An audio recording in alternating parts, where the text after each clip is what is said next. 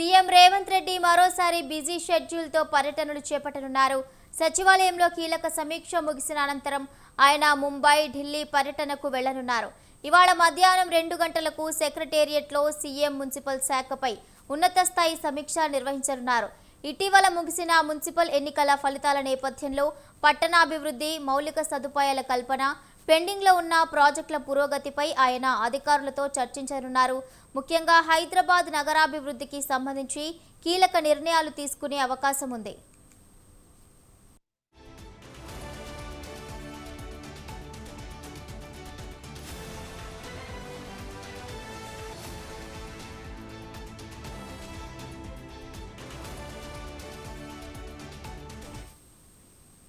సచివాలయంలో సమీక్ష ముగిసిన తర్వాత అనంతరం రేవంత్ రెడ్డి రాత్రి శంషాబాద్ అంతర్జాతీయ విమానాశ్రయం నుంచి ముంబైకి పయనమవుతారు.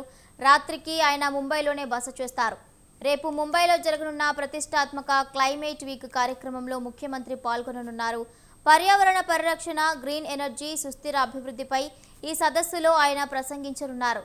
ఆ కార్యక్రమం ముగిసిన వెంటనే రేపు సాయంత్రం ముంబై నుంచి నేరుగా దేశ రాజధాని ఢిల్లీకి చేరుకుంటారు. ఎల్లుండి కేంద్ర ప్రభుత్వం నిర్వహించే ఓ అధికారిక కార్యక్రమంలో సీఎం రేవంత్ రెడ్డి పాల్గొంటారు. ఈ సందర్భంగా రాష్ట్రానికి సంబంధించిన పెండింగ్ నిధులు, విభజన హామీలు, అభివృద్ధి ప్రాజెక్టుల విషయంలో కేంద్ర మంత్రులతో భేటీ అయ్యే అవకాశం ఉంది.